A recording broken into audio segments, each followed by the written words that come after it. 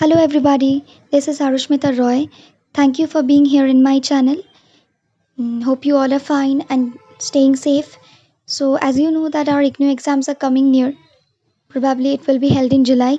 So, before the exams, we do not find time to go through each of the lines in our books.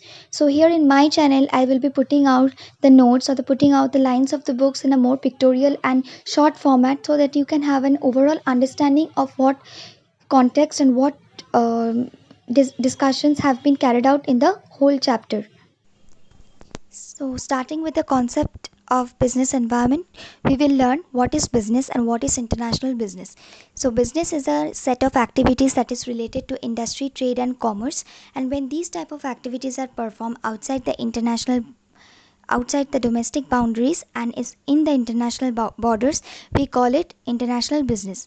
While the objective of both domestic and international business are the same, that is to make profit through customer satisfaction and social welfare. We have two classifications of international business environment, that is, one is the micro and the macro environment, and the next is the domestic, global, and the foreign environment. So micro and the macro environment has been classified based on the smaller and the broader perspectives of the business environment. So micro environment consists of suppliers and customers. Suppliers along with the intermediaries, service organizations, middlemen, transporters, warehouses provide inputs to the firms. The firms makes goods and finally provide it to the customers, for which the customers pay a price.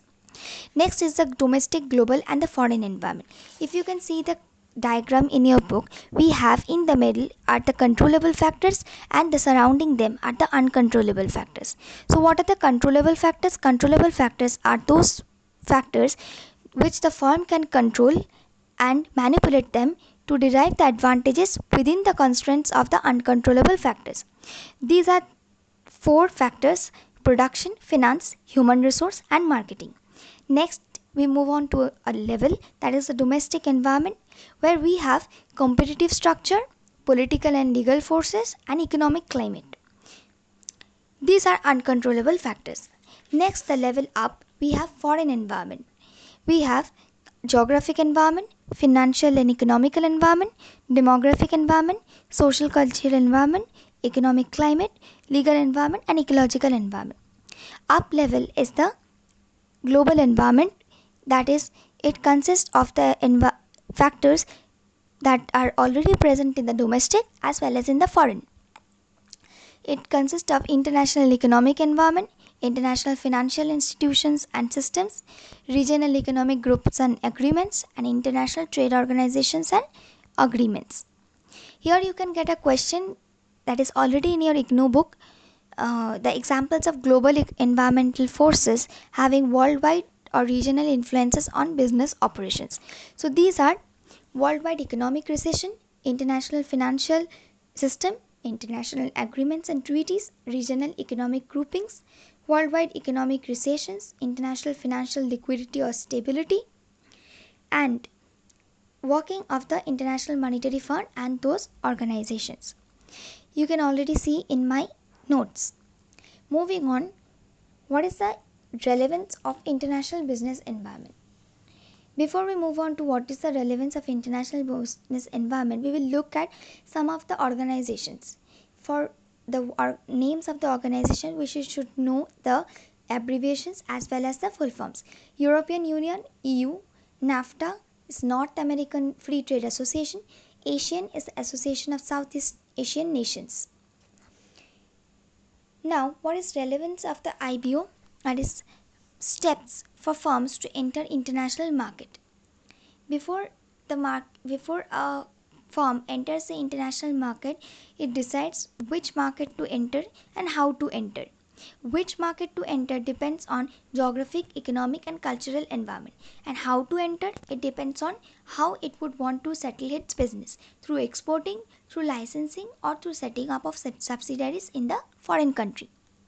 Next is up, we have geographic environment. Geographic environment, as we all know, consists of the geographical factors, that is the climate, topography, natural resources, people. Climate and topography, due to this one, people differ in housing, clothing, food, medical and recreational needs, and the products that are also made need adaptation or modification based on these climate and topographical factors. Then location is one of the factors which form influences the business environment, as well as the firm's distribution and logistics factors as well. Here we have discussed about the render point, reorder points, and the safety stocks that are should be easily accessible. Moving on to the economic and financial environment. Through the name, we can understand what is the economic and financial environment. So, the economic environment deals with economic development, income, expenditure pattern, and infrastructure. Starting with the economic development, more is the economic development and more is the demand for variety of products. So, the countries which have better infrastructure and better developed marketing systems have more popularity than the ones which do not have these. Next is the income. GNP and the per capita income are the indicators for development. That is the indicators for development of a country. Third one is the expenditure pattern. The expenditure pattern are useful in judging as to how much money is spent on different items and which type of products are preferred. Next is the infrastructure. Infrastructure means we have transport, telecommunication, commercial, financial. If these are inadequate, then the development of a country falls in terms of infrastructural facilities. Moving on to we have financial environment. Financial environment, as we can all see, it's related to finance. So the three factors there are monetary and fiscal policies, commercial and foreign investment policies, balance of payments account. Monetary and fiscal policy consists of inflation, interest rate, various kinds of duties and exchange rates. Then commercial and foreign investment policies are those in which the firms should have a proper understanding of the policies before deciding to invest in that market. Next is the balance of payments account. Here we are throwing light on current account and capital account. Current account, countries' exports and imports and the major sources of imports and destinations of export. Capital account are that reveals that stocks of foreign investments, borrowings, lending and foreign exchange reserves. Next we have demographic environment. Demographic environment involves people, and since people constitute the market, it should be of major interest to businessmen. In demographic environment we have size and growth factors, age wise and gender wise factors. These are the factors which have great influence on business strategies. Next is the social cultural environment. Socio-cultural environment, culture. What is culture? It is a sum total of man's knowledge, beliefs, arts, morals, laws, customs, capabilities and habits by man which he acquires in a society. The all total of this is the culture. Next is what are the elements of culture? Language, aesthetics, education, religions and superstitions, attitudes and values, material culture, technology, social groups and organization, business customs and practices. Now what is language and how it affects the business firm? It is as we all know that it is the important element of a culture and through which most of the communication takes place. Before a marketer or before a firm invests in a foreign firm, then it should have understand of the language of the target market. In the book you can see they have discussed some examples as to how language can affect if it is not taken seriously. Suppose in American language elevator is said and in India it is the lift. Gasoline in America, petrol in Indian. Green pepper in American, chilies in Indian. Truck in American and lorry in Indian. Yogurt in American and curd in Indian. So, if we do not consider these type of mistakes, serious mistakes may happen if language and culture is not taken into account.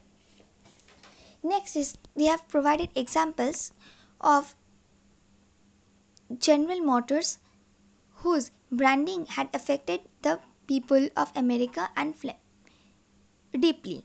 That is, when they were giving the brand name, that when they were giving the tagline of their company, there is a body by Fisher in US.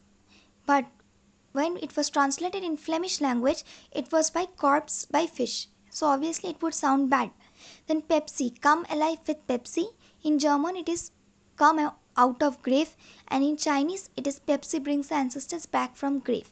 So in different countries we have different translations, for which we need to take into account all the language and account the language specifications, and before we invest in a market. Next is the aesthetics. Aesthetics, as we all know, sense of beauty and good taste, artistic expressions, colors, shapes, forms, symbols that affect a business environment. Suppose the color of morning in US is black and in Far East is white. 7 in US is good luck, and in other countries like Singapore, Ghana, Kenya is bad luck. Next is the education. Education, be it process or a formal or informal process, as we all know, it is the process of skills, acquiring skills, ideas, values, and attitudes. Availability of educated manpower, technicians, and professionals help in the business development, and the promotion mix is also dependent on the education. Next is religions and superstitions. It also affects and influences people's habits, attitudes, and outlook on life.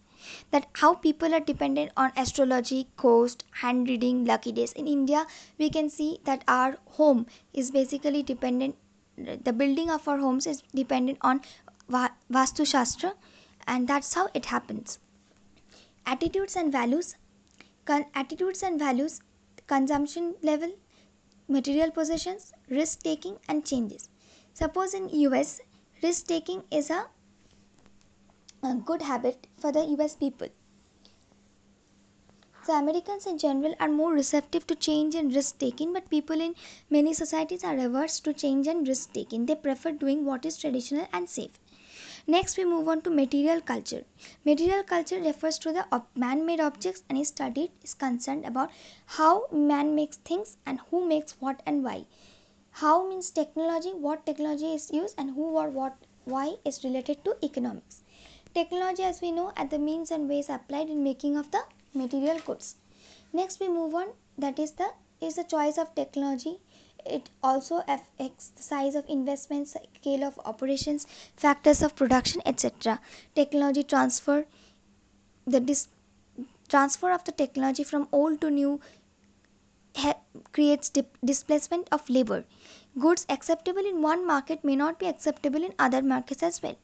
Next is the social groups and organizations. Social groups and organizations consist of the pattern of living and the interpersonal relationships between people.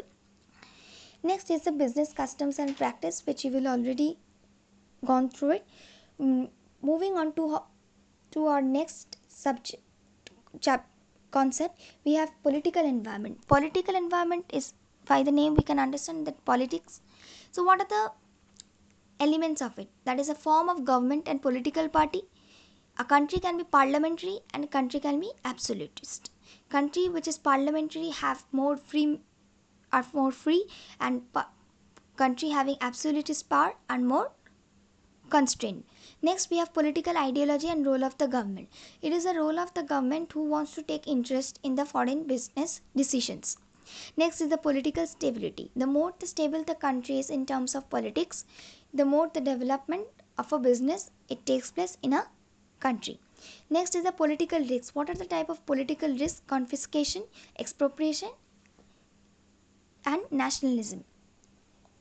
Now, confiscation and expropriation, what are these? We are going to describe. Confiscation occurs when a foreign investment is taken over by a government without any compensation, and expropriation takes place when the government takes over foreign investment but some compensation is paid. And nationalization affects the entire industry rather than a single company. Now, domestication is a slow process, but eventually it involves transfer of control of foreign investment into national ownership. Next is the legal environment. Legal environment consists of law, codes, and ethics. We have common law and code law. Common law is more like it was found in Britain and is practiced today in the US. It is a common law is tradition, past practices, and past rulings of higher courts, And code law on the other hand is based on Roman law and has written rules that encompasses all eventualities. International laws are made. So there are two characteristics for international law, that is absence of existence of comprehensive legal system. There is no comprehensive legal system. Next is the no nation can be forced into these rules as they have been stated. Last part we have is ecological environment. Ecological environment, as we all know that ecological environment is the plants, animals, environment and the people, and how these are involved is consist of the ecological environment. Earlier development means only sacrifice to environment, and now development means advancement to the business along with the care for the environment. So guys, if you like my video and found the notes useful, then start preparing for the exams. All the best, and do not forget to click or the like and the subscribe button, and let me know in the comment section of your feedback. Thank you for watching.